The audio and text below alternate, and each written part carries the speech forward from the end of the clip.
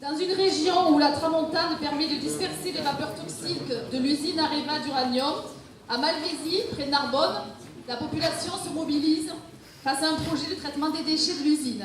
J'appelle Didier Lator de Arrêt du nucléaire 34. Bonsoir à tous. Et d'abord, merci au NPA pour cette invitation, parce que c'est vrai qu'on n'a pas toujours l'occasion de parler devant une salle de, je sais pas, 500 personnes. Et ça fait plaisir d'intervenir dans le cadre d'un meeting d'un candidat anti-nucléaire et anticapitaliste, parce que je pense qu'en plus, il me semble, je ne sais pas ce que vous en pensez, mais que les deux sont intimement liés. Voilà, donc en fait, quand on m'a proposé ça, bon c'est sûr c'est difficile, 5 minutes à peu près pour parler du nucléaire, par quel bout commencer? Donc à l'heure actuelle, on a souvent envie de commencer par les déchets, parce qu'il y a une superbe lutte à Bure, mais celle-là, vous en avez peut-être entendu parler. Si ce n'est pas le cas, il faut aller voir sur Internet ou chercher un peu partout. Il y a une lutte magnifique, une occupation d'un bois, ils ont fait reculer Areva, et le combat n'est pas terminé, il faut continuer à les soutenir. Mais en fait, moi, je vais vous parler de l'autre côté de la chaîne, du tout début, de l'entrée de l'uranium en France. Il faut savoir que ce n'est pas tout à fait les portes de Montpellier, mais c'est à Narbonne, c'est à moins de 100 km, à vol d'oiseau. Il y a une usine qui est classée Céveso seuil haut, et sur 2 bassins, il y a 12 bassins de rétention, sur 2 bassins INB, installation nucléaire de base. Ça veut dire que cette usine, elle fait partie des plus dangereuses en France, risque d'explosion pour les usines Céveso seuil 2. Pour celle-là, c'est plutôt risque de nuages toxiques, en fait, mais hautement toxiques, puisqu'il y a tout un tas de saloperies. Donc, c'est quoi l'uranium en France? En fait, premier mensonge du nucléaire, c'est quand on nous dit que le nucléaire assoit notre indépendance. 100% de l'uranium qui est brûlé dans nos centrales vient de l'étranger. En grande partie du Niger, du Canada, de l'Australie, mais surtout, depuis quelques années, 40% à peu près du Kazakhstan, qui s'est produit dans des conditions absolument ignobles, dans un procédé qui est encore pire que les mines à ciel ouvert. C'est un type d'extraction assez proche des gaz de schiste. Comme au Niger, où Areva s'est tiré, continue à exploiter, mais au Mali, par exemple, où Areva s'est tiré en laissant des territoires absolument dévastés, une contamination absolument énorme et des populations dans la ruine et vraiment dans la merde du point de vue écologique. Et ben, c'est ce qui est en train de se faire au Kazakhstan, qui est un pays dont on n'entend jamais parler, où c'est quasi une dictature. Donc, cette usine, en fait, c'est la porte d'entrée du nucléaire en France. C'est 100% de l'uranium français qui passe par cette usine. C'est 100% de l'uranium européen qui passe par cette usine, depuis la fermeture de l'usine de Grande-Bretagne. Et c'est 25% de l'uranium mondial, parce que cette usine exporte.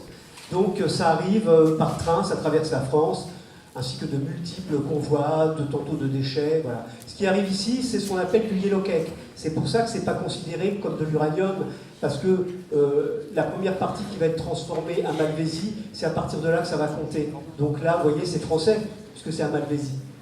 Mais sauf que c'est du yellow cake, c'est de l'uranium qui est déjà concentré à 70%, qui a été extrait et travaillé là-bas au terme d'un processus chimique très dangereux, comme je vous le disais. Le deuxième process, c'est à l'usine de Narbonne, vraiment aux portes de Narbonne, c'est à 2-3 km. Un process très complexe chimiquement, où il y a tout un tas de saletés chimiques, acides, nitriques, chlorhydriques, ammoniac. C'est du genre 4 à 5 000 tonnes par an. Hein. Et à l'arrivée, on a ce qu'on appelle de l'UF4, du tétrafluorure d'uranium, qui va partir à Pierre-Latte par train. Avant, c'était par camion. On en a bloqué un, d'ailleurs on s'est retrouvé en procès, mais c'était assez chouette parce qu'en fait ça nous a permis de faire connaître l'usine.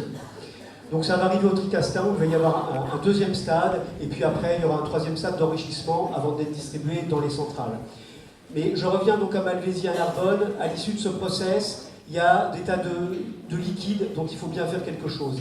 Et cette région Narbonne, elle est géniale parce que c'est une des plus ensoleillées de France, et c'est l'une où il y a le plus de vent en France. Donc, il y a des bassins de décantation et d'évaporation, et tout ça s'en va dans l'air, que respirent les populations du Narbonnais, et il y a un taux de réactivité important, y compris jusqu'à Lézignan-Corbière et à Carcassonne, qui est à 50-60 km. Voilà ce qui se passe. Donc, Areva a eu la superbe idée, parce qu'il semble qu'il y a quand même un petit peu de pression, de trouver un soi-disant procédé, TDN-TOR, qui gérerait déjà les effluents nitratés. Uniquement, dans lesquels il y a de l'uranium, forcément. Hein. Il y a 1 million de mètres cubes de déchets à Malvézy. dont peut-être 500 kg d'uranium, et il y a en plus du plutonium qui est issu de la combustion, parce qu'à un moment, cette usine a reçu ce qu'on appelle de l'uranium de retraitement. Donc c'est-à-dire les déchets ultimes les plus dangereux au monde. Le plutonium n'existe pas dans la nature, il a été créé par l'homme. Voilà, donc tout ça pour dire que cette usine elle est ultra dangereuse, et Areva donc a trouvé ce système avec les États-Unis. Et ils sont en train de monter sur pied une espèce d'opération avec quelque chose qui ressemble à un incinérateur, sauf qu'il est 5 à 10 fois plus polluant et que c'est l'équivalent d'un tronçon de périphérie pendant 2 ou 3 heures à Paris. Voilà, donc les Narbonnais s'insurgent, il y a un comité de vigilance qui a été créé, il y a un beau combat qui se mène dans un tout petit village au pied de l'usine, à peu près 1000 personnes, il y a eu une manif, 2000 personnes, 2000 habitants, il y a eu une manif avec 500 personnes. Tous les villages, y compris Narbonne, a décidé de faire un conseil municipal spécial, ouvert aux habitants, pour essayer de voir s'il était possible de revenir sur la décision préalable. Donc c'est un beau combat qui se mène, que je vous engage à suivre, et je vais terminer là-dessus, parce que voilà, le temps qui m'est imparti est terminé, il y a des gens qui vont parler après moi. Je voudrais juste vous dire que si vous voulez de l'info sur notre combat, Arrêt du nucléaire 34, vous pouvez trouver un tract qui est sur la table si vous ne l'avez pas eu. C'est gratuit, c'est un petit journal, atome crochu, vous laissez ce que vous voulez, 20 centimes, 50 centimes, vous le prenez si vous êtes fauché. Il y a plein d'articles intéressants. Et je voudrais juste terminer en disant que Arrêt du nucléaire 34, on travaille beaucoup avec Stop Nucléaire, Dromardèche. Et dans un de nos combats, on demande l'arrêt le plus urgent possible du nucléaire avant qu'une centrale ne pète. 42 de nos centrales sur 58 ont atteint ou dépassé les 30 ans d'âge pour lesquelles elles ont été conçues, et elles sont toutes plus ou moins fissurées dans un état lamentable.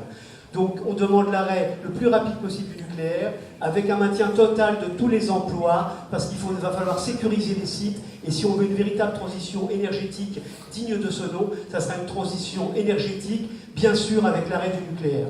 Merci.